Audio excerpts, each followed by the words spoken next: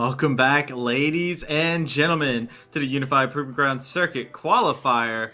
It's me, Travesty. Smats is here as well. We got RBM still, but we got a new guest, Fire, coming in to join us to see the action between Taco Gaming on Taco Tuesday, taking on IMT AOE. Let's go ahead and get into this, boys, as this matchup is very contested, it feels like, between these two squads. Matt, I'm going to start with you here. How are you feeling going into this matchup? I think this is probably going to be the closest matchup on the day in the quarterfinals. There's another one going on right now on the other stream that might prove me wrong, but I think this one is a really hotly contested one. Taco Gaming did go undefeated in their group in terms of the series, and they did so by playing really well through mid lane and jungle. And it's pretty similar to how the other side plays here for Immortals AOE. I think that Winston has been really popping off as of late, so it's a really cool matchup that we have right here.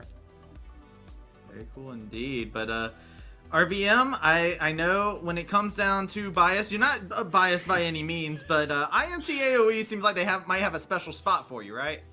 Oh yeah, I'm definitely a big IMT AOE fan. Like you guys said, for sure though, these teams definitely have a similar identity in my mind. I think both win conditions of Trickster and Winston are like really good for these teams. I think both junglers are extremely good. I have a lot of respect for each of them, so I like to see which one can do it better. It should be a little flippy, so the game should be pretty entertaining to watch. But if one of them manages to stomp out jungle at either game, it's going to be a pretty quick wrap. Fire, you're the guy that's known to win it all whenever you compete. So how are you feeling going into this matchup between Taco Gaming and IMT AOE? I mean, I think this is going to be a super interesting matchup. You know, like we said, these teams seem like they'll be pretty evenly matched. But sometimes when you have two teams that seem like they're evenly matched, it just matters which team can do it better, right? Because if two teams have the same play style, but one just executes a little bit better on the day, then they will be the ones to come out in the end. Definitely, though, you know, if RBM will be biased for IMT AOE, I'll be a little bit biased for Taco Gaming. I think Doxa has been really good for a really long time. And, you know, he's kind of been on some all right teams, some decent teams. And I think he really has a great chance now with the team he's on here to show his stuff and see how far they can go. I don't know, Fire. Do you see he's role swapping to ADC for Collegiate? I don't know. Oh, I mean, honestly, role swapping is pretty attractive right now for a lot of mid laners for a lot of different reasons. But, you know, it can help with a lot of the mechanics. I mean, Porky right now is extremely popular, basically an AD carry in a lot of ways, things like that. So maybe it'll just add to his arsenal. Yeah. True. We've seen it to great success looking at Bradley over on the Team Liquid Academy squad, right? Going up there in the top lane. But talking about the roster positions and whatnot, we do have a graphic to show the roster for today's matchup, and you can see it right here. Every single matchup looks so good here, just looking at it side to side here, gentlemen. Yeah, I think the biggest ones to take note of are definitely jungle and bot lane for me. We already touched on jungle a lot, so for bot lane, I think these guys are just some of the biggest late game carries that we have in this entire tournament. Meech, I'd say, is probably the top 80 carry of the whole thing so far, just based on how he's played in the last series, especially yesterday. I mean, if you're watching those games in the Aphelios, he was the only carry that was drafted for in these games. Everybody else was just on pick champions and just waiting for him to pop off on Aphelios, and he did it both times. So he's one of my most anticipated carries in this entire thing. And then for Lynx, you know, he's playing a different champion pool. He's more leaning towards the Ezreal, which he did get a pentakill on just last week. But yeah, still a very potent late game carry as well. I think both of these guys are people to watch out for as the games go on longer and longer. Yeah, I'm jumping on this Meech train really quick. Like, if that guy didn't have a little bit of an oopsies last split, like, he might have even got signed somewhere. Like, he is so crazy good, like, to watch. He's so fun to watch. He's so, like, good. Him and Trevor Roy have, like, a really good combination. Every team they go together, they always tend to perform. So I really like that ball lane matchup. I think Weiss is really good, but Lynx struggled. But he was struggling on Supernova last. I almost said the other team name. Supernova last split. So I think it's a good good angle for play through bot lane if you really can't get Winston going, which I don't think will be too big of a struggle. Yeah, and for me, one thing I want to call attention to, just while I was briefly doing some prep for this series, is the supports. Actually, Gweiss has played 5 unique champions in his last 5 games, and Trevor Roy has played 4 out of his last 5 games unique champions. So I want to see if the bot lanes maybe try to get a little bit creative, or if they're just going to try to, sort of stick to what they know. Big, especially, we've been on this patch for so long, on that 12.1 patch, so all these teams have had a lot of time to actually play in this patch, digest it, but things that these players have digested, our casters might have a little bit of indigestion with, and I want to go ahead and throw it over to our caster predictions and see exactly what they're calling this matchup to be, as it's a bit more on the AOE favor. Not a lot of believers in Taco Tuesday. Well, everybody's right so far, because Under Thieves just won, so that's good. Everybody got a point there. Yeah, I think the Immortals AOE belief is really strong here. For good reason. They did just win 2 series in a row, no losses. They definitely have momentum on their side, as Taco Gaming a little bit less fresh in people's minds, I would imagine. They didn't play yesterday because they'd already qualified for playoffs, so they've had a little bit more time to relax and prepare for whatever matchup they were going to get. But yeah, I think the Immortals AOE hype is definitely real. They have looked really, really good recently. 100% agree on that. And if you're looking at this, we had the interview the other day, right, where it was Taco Gaming. They've been undefeated on Tuesdays, except for one team. One team has taken down Taco Gaming, and that's IMT AOE. They're the only team that's been able to devour the taco on Taco Tuesday in their presence, okay? Day of the week-based stats are the most accurate. We'd love to see it. Yeah, absolutely. I mean, hey, look, that's the stats. That's what we're rolling with. Last-minute thoughts between my analysts here. Fire, you're going into this series. You got anybody you're particularly putting your money on in between these two teams? Because like you said, it's close. Honestly, for me, I'm kind of just rooting for like all these players, right? Like I said, I think this matchup's going to be super close, and I think this could be the start of an amazing season for either one of these teams, right? They got to get through lots of hurdles, but this is one of the first big ones. And when you are a team like this, that people maybe aren't pegging as the top team or maybe even like a top 3 team, whatever, if you can like get some confident wins here and now, it can really do a lot for you for the rest of the season. So honestly, I'm just hoping for some really good games. I'm hoping for some flashy stuff from the mid laners, especially. My eyes on Shochi and Doxa. I am kind of hoping to see Taco Gaming win it on Taco Tuesday. But yeah, it's going to be a close one. All right, got some wholesome fire over here. Looking for all the players to have their moments.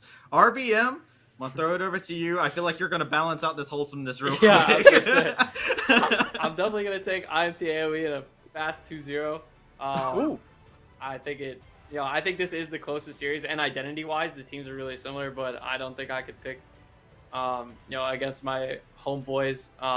I do have a good friend, Coach Shiazuri of Taco Gaming, so I hope he at least has some good drafts, but unfortunately, Coach can't do everything. All right, Smats, how about for you? We talked a lot about a lot of the players. I'm putting my stake in the ground for Cozy. Cozy really impressed me the last series that they played. I think he had a really solid team fighting game on the Malphite, and then he got his signature Akali pick. Used to go by Cozy Shroud. I think this guy has been really on a tear. So I think that people should really be looking out for Cozy. He's not the flashiest player on this Taco Gaming squad, and he doesn't always get to leave his top lane island. But when he does, I think he really does make a splash. So watch out for him. Yeah. You absolutely have to watch out for him. It's a terror to see a Malphite assassinating everybody. We'll have to see if that will reproduce itself, if it will continue to be Taco Tuesday reigning supreme, or will be IMT AOE taking and devouring Taco Tuesday. That being said, I got our casters, Jolly and Beatdown. Take it away for us. Thank you, Travesty. But what is it with these teams naming themselves after tacos, and it just makes me want tacos all the time. That happened on the weekend too.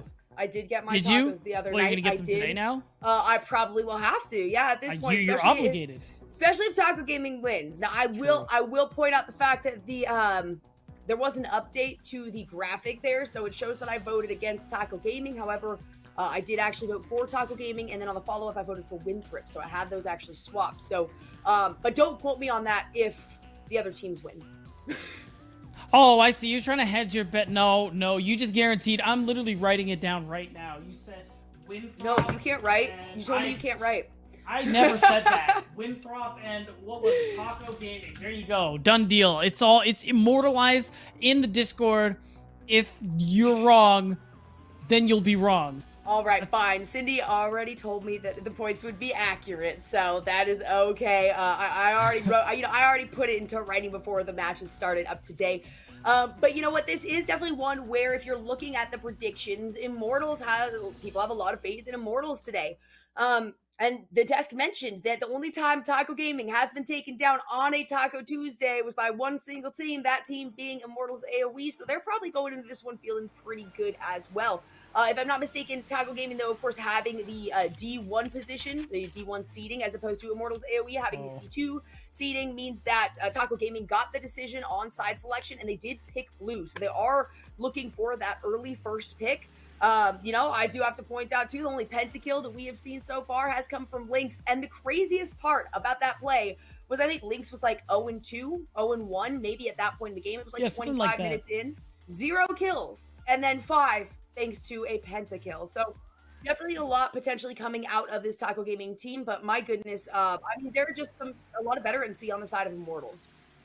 I think honestly, you could argue something similar about Taco Gaming. Like if you look across the board, players like Cozy, Trickster, yeah, like you got a lot of people who've been around. If you're paying attention to the amateur scene the last two years, you've probably seen a good amount of them. Of course, Sleepy, the one who got the Lynx rather, who ended up getting the pentakill too. So there's definitely some experience on the roster, and I think overall this matchup is really interesting because I like the point that Smacks brought up on the desk, that part of the reason why a lot of people are going for IMA is just because of the bit of recency bias. It's been a while since we've seen Taco play, and I think it's fair because this is actually going to be probably one of the best matchups of the night, just because if you look at the players on the side of Taco Gaming, a lot of good talent on this roster. It was also Qualifier talking about Doxa in the mid lane being such a strong player, and I agree with him. You just have strong pieces all across the board for both of these teams here, and especially for Taco Gaming, interestingly enough.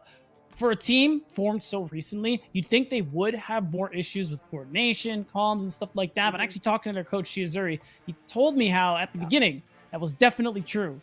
Absolutely a problem they had. But as time went on, they've actually worked on it to kind of get to this point where even against Maryville, they were in a position where they were down 5K in the first game of that series, and they actually managed to pull it back. Even though they didn't get the Infernal Soul, they won a fight. They got the Baron, which allowed them to swing the gold in their favor and win the subsequent Elder fight. So I think being able to win those late game scenarios when you are so far behind and managing to catch back up, I think that actually really speaks volumes for this team's not just discipline, but how well they work together. Yeah. There's a lot of good things coming from both of these teams. Like, I think we were talking about, during the break, I don't think we've actually gotten the opportunity so far with this Proving Grounds to pass Taco Gaming, right? I've watched their games on the days that I wasn't there, or gone back and rewatched the VODs for when I was on the UEA matchup, and this is a good opportunity here for the standards to come through, right? Jinx as the first lock-in. No ADCs banned out. That is the one biggest surprising thing. We do see the Nautilus respect coming through, but it's going to be a Jarvan locked in for Immortals, and it is also going to be that Thresh who also made it through the bans. Yeah, and I mean, if you look at the first wave bans, a lot of it is just some respect paying as well to players like Doxa, Trickster, Cozy. So it makes a lot of sense to me there. Getting the Jinx for Lynx, I think, is great. We already know, Smacks talked about it, what great late game AD carry, and getting him Jinx, I mean, the best AD carry in the late game we have, I think is perfectly fine. The Jarvan Thresh too is a really nice combo there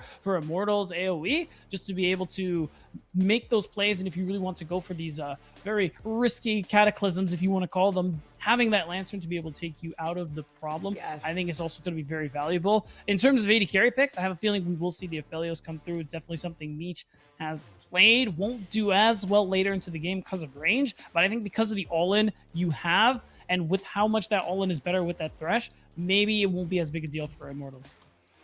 Yeah, we'll have to see. And, game one kind of does set the stage. We've actually seen teams who usually go in, hitting the ground running, moving forward with a little bit of trepidation, right? A little bit of slower starts because this is kind of a do or die situation. You're in the playoffs now. You've made it this far into the top 8, and it is a best of 3, but it's single elimination. There's no opportunity to stay in this and continue on in the tournament. And so, a lot of these players are being very, very decisive with what they are bringing into the matches. And I love the fact that today, especially compared to the last couple of days and last week, these compositions are much more cohesive, right? The win conditions are clearly being focused on and discussed during this draft phase. And we also have mentioned Beatdown just how big of a part of the game right now the draft has been, especially compared to a few years ago where it didn't really matter as long as you were good enough on individual champions.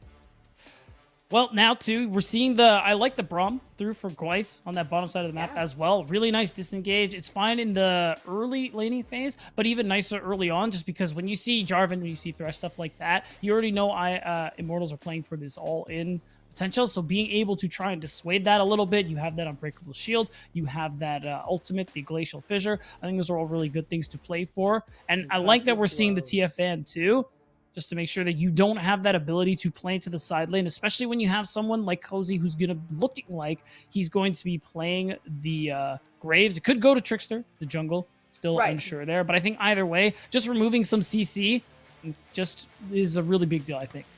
Yeah, and I do think that is going to be, probably a Cozy play. Of course, the Lee Sin being the biggest one that Trickster is taking here into the jungle. It's a flex pick, though. It is still considered a flex pick because it can go in either direction right there.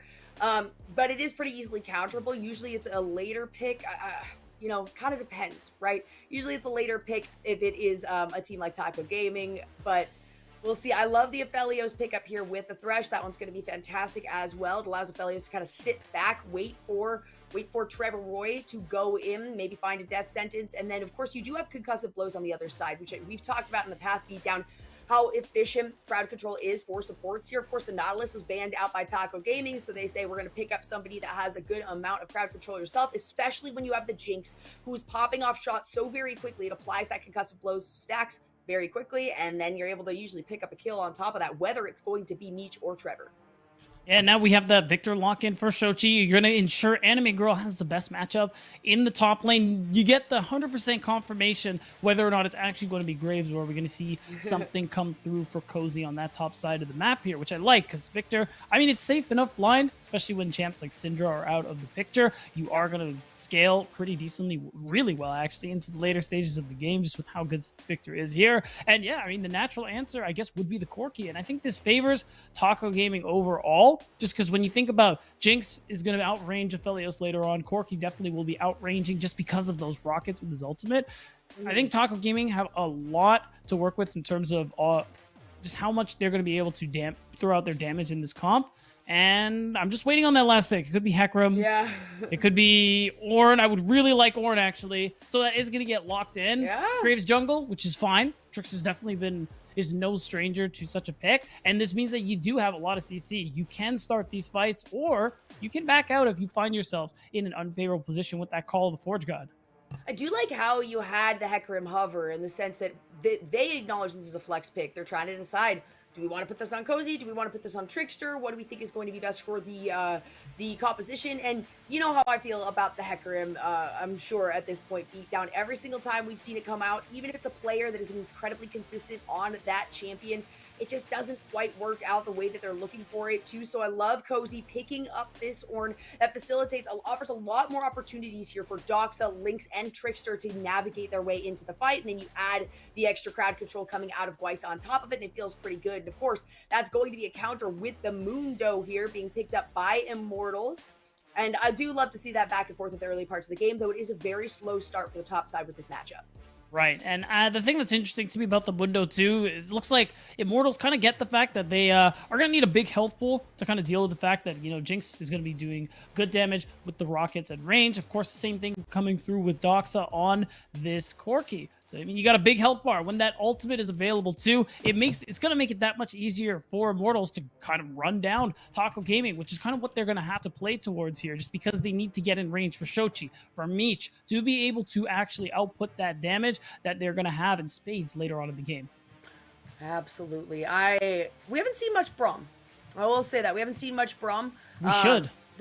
We should. I absolutely agree. I think that he's very efficient. The stand behind me is huge in terms of just trying to save anyone who's going to be going in, and I think that's a big part of this too. Is saying, hey, we're getting the Jinx. Second off, we're getting this Braum to lock in. And then if you're able to follow that up with the Graves, the Corky Men, you're feeling really good about being able to throw up that unbreakable shield in front of all these squishies back there. And that's if Cozy isn't even able to participate in the team fight, which from a distance we know with Call of the Forge God that is a capability here. So I like to see things for Taco Gaming. There's a lot more potential for the early game, whereas with Immortals, of course, you do have quite a bit coming from Meech and Shochi here in that early game damage. But like I said, Anime Girl, it's going to take a little while to start up. Winston, we do know, is a very aggressive team fighter and is going to likely be engaging at the level 3. Honestly, I would like to see all junglers take their half clear and find a level 3 gank. You know what? If there's no opportunity, I understand that. But there's been so much success in these early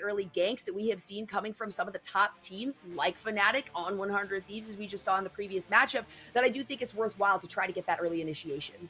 Well, I think it's going to be tough for Trickster, who's playing the Graves, unless he finds like a really good opening here where one of his laners is pushed in. I think we're probably just going to see him go for a full clear, go for a scuttle crab, call it a day, at least for his first clear. On the other side, you did highlight him. We've been talking about it all day. Early game junglers doing early game things. Winston, I'm looking for him to do that, and he has lanes that he can play towards, especially that bot lane, because Aphelios Thresh, very dominant in the 2v2. So if Winston is also able to find some early value here, maybe path top to bottom, and try and set up a kill for either himself or me, set links behind, it's going to be harder for this Jinx to come online later on and outscale like we were kind of expecting her to. So this early activity, I think, is going to favor Immortals a little bit. I just want to see them use it so that they can kind of pilot themselves to that later game where they're in a favorable position.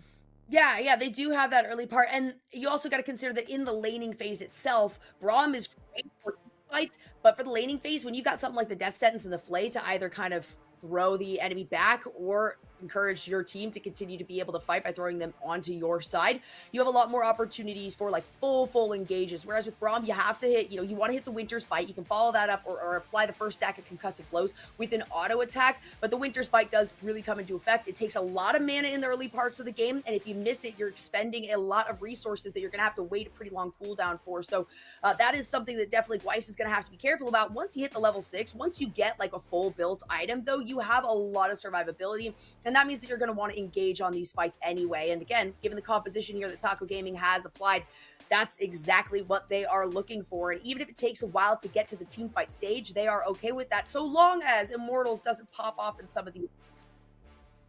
That's going to be the big thing here. Again, early game, a lot more agency there for Immortals. Of course, Trickster is going to have gank assist in various lanes here if he wants to go top, if he wants to go bot. He's definitely going to have these opportunities available, especially after that first clear, but it's going to be tough. Laners have to be wary of Winston, know that he's going to be looking for some kind of early game play, and interestingly enough, it's Winston who's going to toss the flag, which will let him know that, hey, wait a second, that's a lot of members.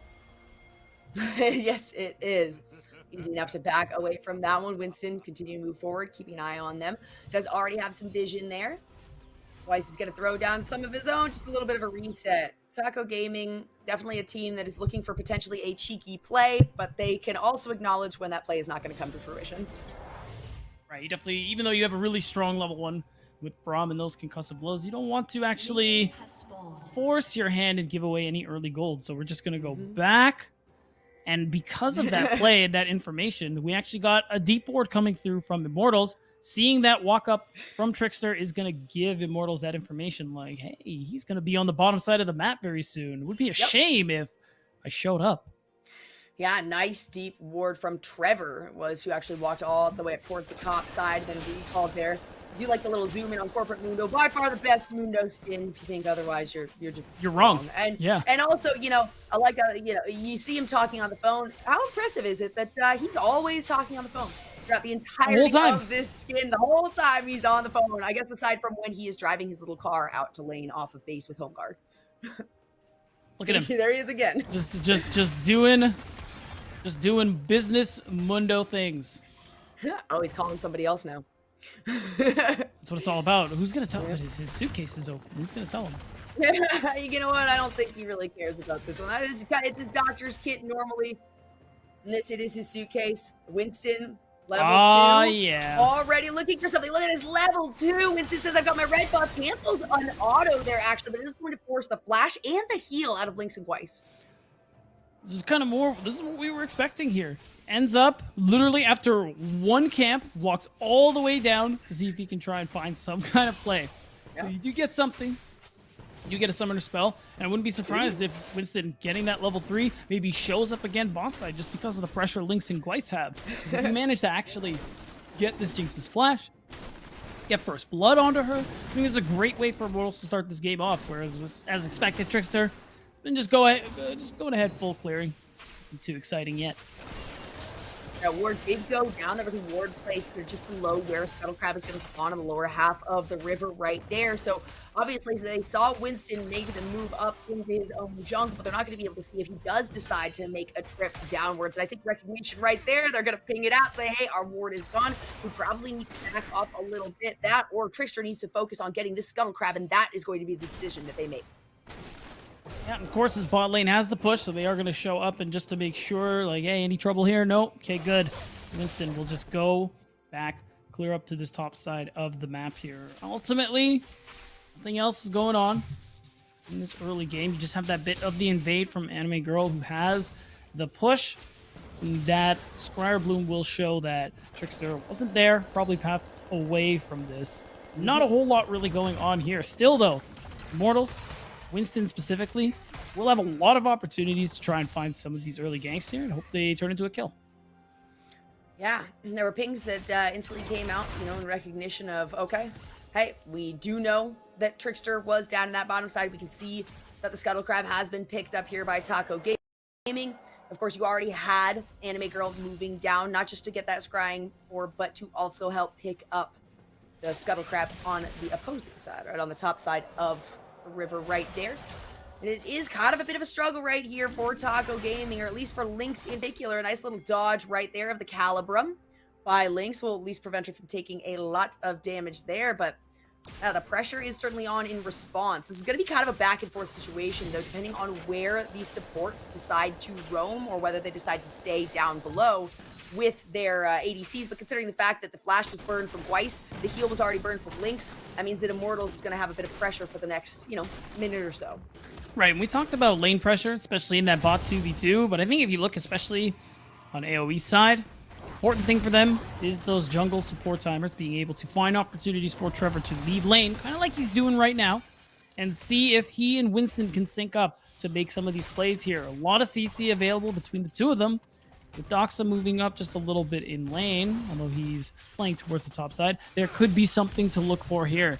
And I like this from Trevor. He's not really overstaying. He's just here, supporting Winston, looking for plays if there are any available. And that's going to allow Immortals to pick up Dragon number 1. Nice pickup there for Immortals. I mean, Infernal to start the game off for anybody is good, right?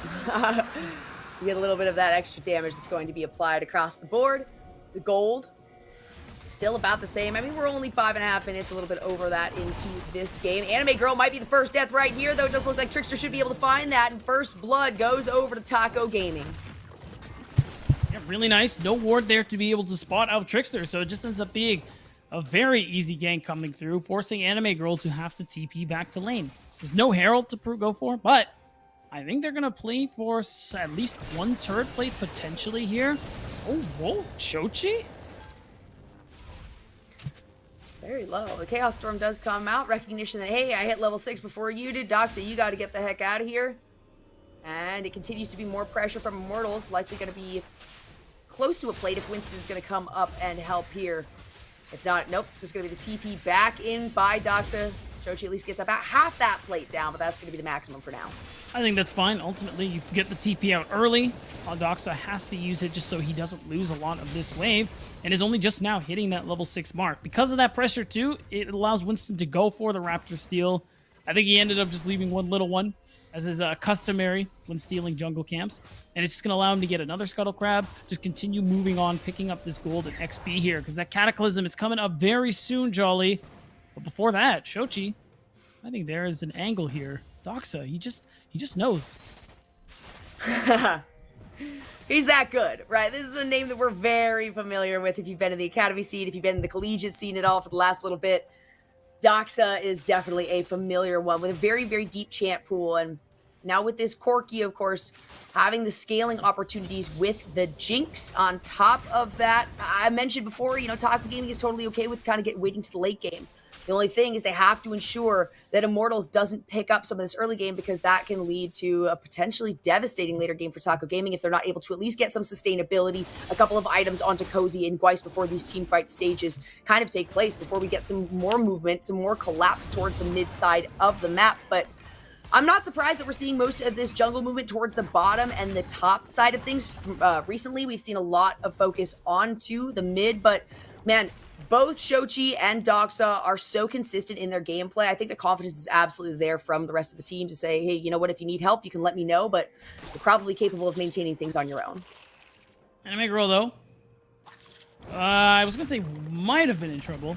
It's looking like Trickster has taken his business elsewhere just to try and apply some pressure onto Shochi. Maybe try and set himself up to take this Rift Herald. The thing is, though, they do spawn out Winston, who is also here trying to play for it. He has that Cataclysm ready to go. He's just going to go ahead and start the Rift Herald. And I mean, you already have the move up from Meech and Trevor as well. Immortals will be able to get here first. And I think if the 5v5 breaks out, well, actually, Cozy has ult, so this could go either way. If Anime Girl is going to miss, out comes call of the Forge Guard. God, it is going to be the Shelly picked up here by Winston. The rest of the team going in. No box available. Doxa does so much damage with the package. Super Mega Death Rocket is going to miss. Winston takes down Gweis. Winston's going to get stunned down in response right there. It will be a double kill he at least picks up before handing one over in response to Doxa. I mean, it's going to be 2 for 2, but Immortals pick up the Herald. I think you call that worth. Especially because Shochi's going to be able to go back and farm. Meech is going to be able to do the same. Your main carries still don't end up falling and pick up a good amount of gold in the process here. Now Winston has this Herald. He can drop wherever he pleases, and we're going to see the replay here. They didn't really get eyes on the Herald and see how quickly it was going to be gone until this last second here. Cozy, he's looking for the fight after. The thing is, it's tough. Meech and Shochi managed to avoid a lot of the damage from this package, and they weren't separated enough to be able to actually not be as effective, which I think is what Doxa was going for. There were at least those 2 members, of course, in Winston's Cataclysm. Part of why, there was the bit of separation as well. But hey, you know what? If you're going to trade over double kills like that, it feels really good to have the double kill applied to Doxa, who's now going to have a big advantage in this. It was 2 assists that Shochi was able to pick up here on the mid side. Once again, the pressure is back on for Taco Gaming on the bottom portion of the map here. Immortals having picked up that dragon, being considerably ahead in creep in the top lane, as well as the mid lane for Shochi. And then, hey, you got at least 10, 12, at least 13 now at this point, over for Meech. Means they are going to find a small advantage, but it's quickly slowed down. That differential not going to grow anytime soon. We're just kind of waiting for one of the big team fights to break out because so far it's just been a few of these ganks, and this might be the place that it happens. Yeah, I was going to say this Herald, or rather this Dragon, is going to be a big pickup if they manage to go for it. Doxa doesn't have package, so if a fight breaks out, the Immortals do have a better chance here. Yeah, actually, I think they might just go for it. Twice. Gonna have to use the stand behind. He ends up doing the Unbreakable Shield. Out comes the Glacial Fissure on top of it. You're stuck in the Cataclysm. Winston is gonna pick that one up, no problem. Trickster just has to run away. Yeah, the nice death sentence from Trevor really setting this whole thing up here. Even though Shochi wasn't there, Doxa wasn't actually able to do much, especially with the fact that he didn't end up having the package. Problem is now Shochi, yep, gonna have to back it up.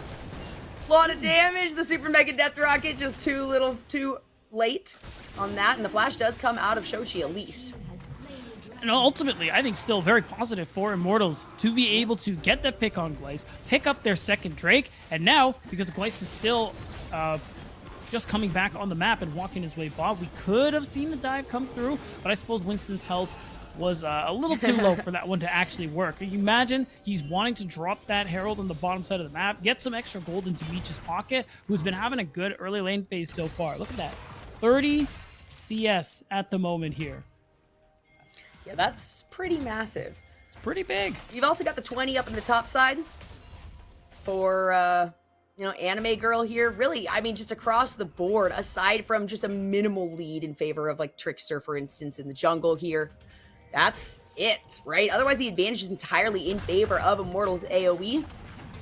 And that's what they're waiting for. Of course, we kind of talked about Beatdown, how Taco Gaming is okay with getting into the late game. You don't want to hand over a ton of kills to people who really don't need it. And of course, Winston has picked up all 3 kills for the team here, has already finished the Gore Drinker. So is the first member, aside from Cozy actually, to have completed the mythic item. As we can see, the gauntlet up in the top lane has been finished. Likely due to the fact here, of course, even though Anime Girl is ahead, hasn't had the recall opportunity and still has the teleport up and available for both of these top laners. So this team fight could turn into something huge if Cozy and Anime Girl decide to make a move downwards. Shelly comes out, gonna get a nice charge here onto the tower. We're down to the final plate as there is 1 minute remaining on those. Still, good amount of gold, but no turret taken down because Trickster knows this is what Winston wants to do. Still, though, now Trevor is going for a little bit of deep vision, looking to see if anybody actually disrespects him, walks up, and now we're just looking at Trevor. Yeah, I think he's gonna force. Can he land the hook? Oh, it's beautifully done. The Chaos Storm comes out. Shochi's going to take that one. And it's going to be another kill in favor of Immortals AOE, expanding that gold lead forward. Then we're getting the flash forward by Meech, immediately responded to by Gweiss, and Lynx is going to be able to pick up a responding kill right here for Taco Gaming. Yeah, big punish. Meech definitely should not have been that close up, especially once Trevor showed up in the mid lane. But ultimately, could still see a play come through. It is 3 versus 2, so I don't think they can do anything other than force Taco Gaming off this turret. Still, getting a turret plate into Lynx's pocket, solo no less, is important just because of how far behind Lynx has been in this early game. Allowing him to catch up, and so he can be that late game hyper carry, is really important. Ooh, Shoshi's gonna get hit by the Witcher's Bite here. The flash forward from Trickster. A lot of damage. Oh my god, the Super Mega Death Rocket finally makes a connection and is going to lead to another kill here for Trickster. Anime Girl trying to look for a response right here as Trevor is in the wings as well. The teleport coming through right now from Cozy. That's going to work out no problem. Anime Girl able to pick up the one kill, flashing over the wall. Oh my goodness, beautifully done with the lantern coming from Trevor. Anime Girl stays alive and picks up the kill. Yeah, easy double for Anime Girl. There's another Herald coming up very soon. You could make this play for it if you are Immortals AOE. At the moment, we're just going to go back to farming things up. You do bring up a pretty interesting point about how, the tanks, the bruisers are the ones picking up a lot of the early kills. I think it's going to be okay as long as they can kind of transfer this lead to some of their laners and help them by making some of these plays. And we'll see it. A lot of pressure onto Shochi. Really nice juggle of turret aggro. Gweiss taking most of those turret shots, and it's just going to end up being an easy gank. The only problem is they don't realize Anime Girl's been out of lane a little too long. This was so well done, too. The flash forward coming out of Doxa, Anime Girl's like, hey, you know what? I don't have a flash, but I don't need it. I just used it on the previous, or to get over that at the end. So beautiful patience coming out of Anime Girl to recognize that you can pick up the kill under the tower and still keep that flash just in case somebody else tries to collapse, which is exactly what happened. Second Rift Herald's going to go over to Immortals as well. They could honestly hold on to that for just a minute, and when that dragon comes up, drop it mid lane after clearing the wave, walk your way down to secure Soul Point. This is an Ocean Dragon, an Ocean Soul that is available here for either one of these teams. So something Immortals really want to try and prioritize, especially with Winston. You can see him. He wants to make this play onto Doxa. Ooh. Yep. Nice little dodge right there, but the Cataclysm does come out. Even with dodging the Death Sentence, Doxa is going to go down, and Winston finds the lantern. Beautifully done again by Trevor Roy. That's right, and a lot of your wave clear is gone with Doxa being taken out. Lynx is still on the way here, too. Shelly could definitely get a charge onto that second turret if they really want to. You even have Anime Girl walking his way down just to ensure the charge goes through. And what does that mean? Now, Immortals AOE, they walk away and just go ahead and go to that dragon. Taco Gaming are going to have to make the play here. We're going to see if Doxa has package. I think this is going to be the way that Taco Gaming get back into this one and stop this Soul Point if they were ever going to. Now is the time. You can see, of course, Meech coming down. The box is going to come out more as a proxy from Trevor. Super Mega Death Rocket does hit Trevor and Meech, but it's not enough damage. It does at least allow enough damage to push Immortals away from this dragon, and they have to just concede it over to Taco Gaming. That is a big deal. Taco Gaming being able to slow this game down just a little bit, prevent that Soul Point from coming through. Doesn't mean Immortals you have to wait a little longer if they want to get that soul. But I think ultimately they picked up a lot of gold with that Rift Herald and the play and the dive they made onto Doxa. So it's still positive. for Immortals AOE. And now Taco Gaming, they want to try and trade here. I'm just not sure if they're actually going to be able to get that turret. Anime Girl taking a lot of damage, 1 away from the concussive blows being applied here, but it is Mundo. He goes where he pleases. He's going to be just fine with that. Did have to pop the ultimate, of course, to stay alive and take up that much damage. Swagger walk, I like that. And now everybody's just going back to their sides of the map here. Of course, with Shochi and Meech in the mid lane, this mid wave is getting shoved in very, very deep. Now we're just going to see if Immortals with Winston has that Cataclysm back up. Can look to make a play if he really wants to here, especially because he's on this top side. You see Trevor and Shochi walking up to Cozy here. Wisely ends up recalling. Yeah, there's the ping. Maybe attempt to either stop Nice. Cozy or just push back on this recognition that, hey, Cozy's either still in this bush or likely is going to be recalling. That means we can apply some responding pressure here, as it is, of course, Anime Girl who is in the lead on this top side, but that is A-okay because you also have Shochi from the mid side, almost 40 ahead, as we can see. So now it's going to be a push up on the top, looking for the third tower of the game for Immortals. There's only one that Taco has been able to take down. Oof! Lots of damage coming from that ultimate, though, out of Doc, so that's going to push Shochi away and prevent this first tier 1 tower from going down. Still, Shochi's not going to have a problem, especially with Trevor hovering, to be able to continue farming this out. In fact, there's so much pressure that Winston feels perfectly fine just walking up, clearing wards. You might actually be able to get this last one as well. So you just have full control over this top side of the map, so much so that you could actually potentially set up a play here, but they have to know all the players who are involved. You do? I'm not sure if they've got the vision of Winston. Winston is able to apply a couple nice deep wards. Those two members are going to go down and around, completely avoiding this J4. There's the flag. It's going to reveal this ward, but of course you can see the fact that Dox is able to pick out their vision ward that was just placed right there, that it is one of their own. Now, a move over to the mid lane. Winston might get caught out right here.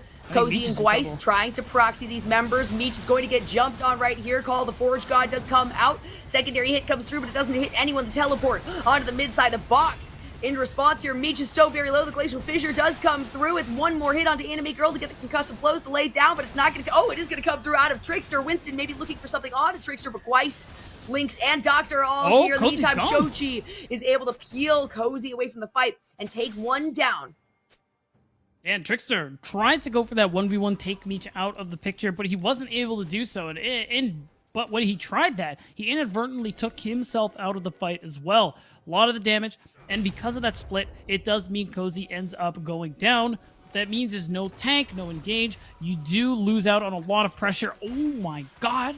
Shochi, 2 abilities almost just completely kills Doxa. But all this pressure is important because you do get to push out this top wave further. You do get to overload into a lane if you want to, because Cozy's only just coming up now. And Trickster, not gonna get locked down, but hey, you know what? You can get locked into the Cataclysm right there. It is just going to take the flag. No drag needed for Winston to pick up that kill. Give the opportunity for Immortals to make a move onto this Baron. Yeah, no jungle means easy pickings for this Baron, and with a dragon up in a minute, you got to imagine if they secure this, that's also going to guarantee the soul point for Immortals AOE. They still have 4 on Taco Gaming's side, so they're going to do their best to see if they can play a little bit of spoiler, but it's looking like only Gwyce is in the area. Lynx is here, the rocket is there, but will he be able to actually steal it? The answer is no. Especially not with that wall of members coming in. Out comes Call of the Forge God. It's a lot of damage onto Shochi. A nice root onto the traps there for Winston. Doxa has to go over the wall, though, just to not be pinched out with Anime Girl on the front line. Having expended that ultimate is going to soak up so much damage to Taco Gaming. It was a nice little attempt, but not much you can do there, and Immortals just continue to expand their lead. I think the only positive thing, really... Actually, no, that doesn't even end up working because you commit that Call of the Forge God. You got a lot of ults traded back and forth. Even though nobody goes down, Immortals, they walk away with this Baron buff Jolly. They're a 5k now, and are in such a powerful position to be able to win out this game. I mean, Shochi going that Ludens build immediately went into the Shadow Flame. There's so much burst damage on this Victor. And Shochi is just here to pop people like balloons. What that means is the fact that you're lacking in vision on this bottom side of the map means you're potentially walking into this fed Victor, into this very strong Aphelios. And what that means is they're all inning topside, Jolly. They know they can't fight for this dragon, so they're trying to pick up whatever gold they can, some extra objective bounties because they're available now. We've seen Shochi 1v1 Cozy, and it does not end well for Cozy. Sure, it's only a single level up, but you also have the Baron empowered minions coming through here. Shochi is also able to take a bit of the jungle camps from the side of Taco Gaming, and sure, you know what, it feels good to finally be able to take second tower right there towards the top side, but Shochi absolutely has the capacity to be able to take this one down here, especially with the help of Trevor and Winston if they make their way down. They're going to concede at that.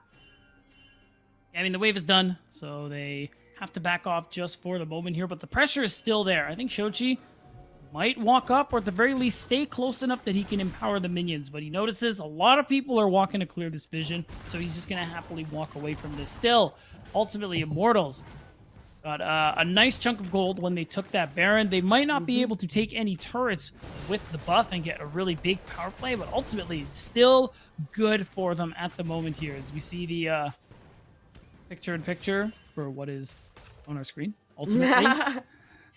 Yeah, if you look up in the top right-hand corner, we see 40 seconds left on this Baron buff, less than 1,000 gained. Of course, as I say that, it is finally going to be Shoji able to pick up this bottom tower. In the meantime, they want to put a little bit more pressure on. They want to use the last 30 seconds of this Baron buff to their best ability. And that picture-in-picture is showing us Anime Girl having to use the ultimate. Gives a little bit of thumbs up, but man, there's so much recoverability right now with that champion. Goes where he pleases for a reason. And that's going to be the first inhibitor tower down. They're going to take the first inhibitor on top of it.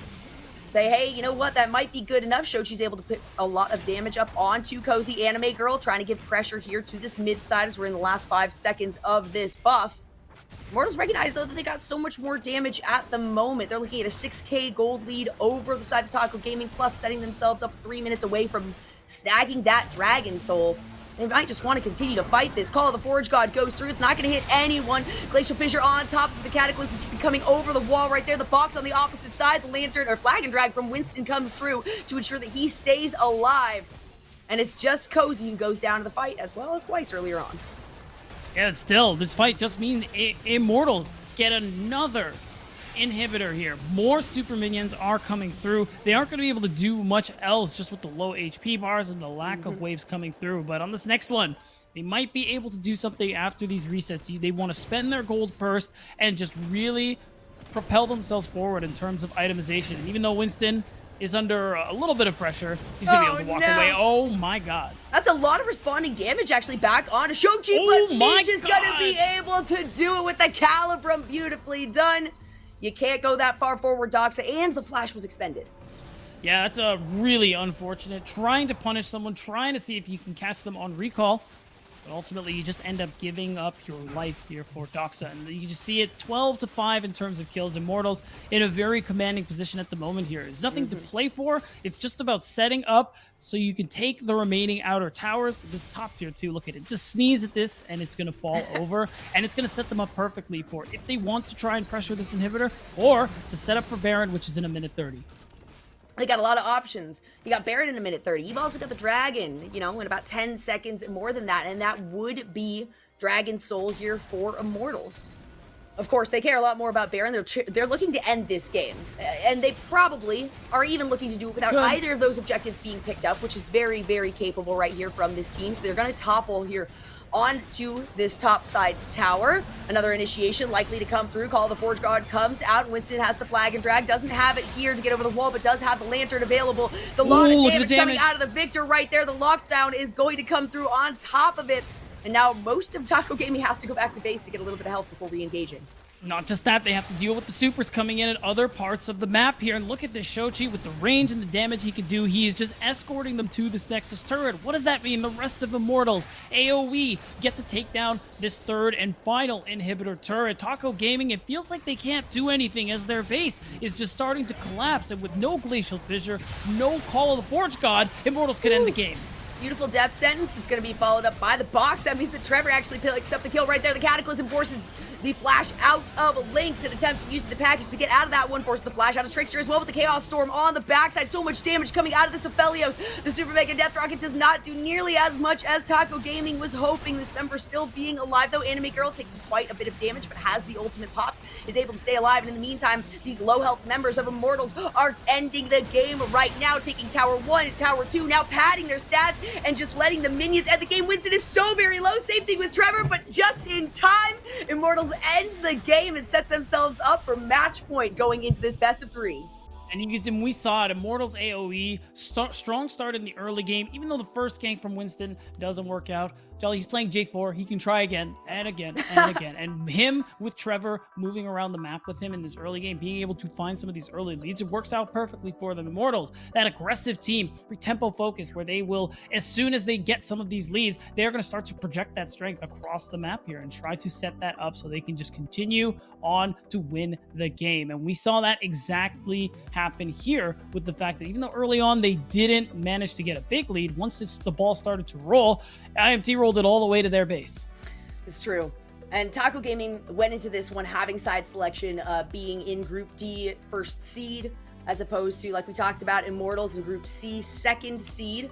So now they have to choose again, and either, you get that early first pick like they got, didn't quite come to fruition as they were hoping with the Jinx lock-in. They have the opportunity to maybe try to get some counter picks into game number 2.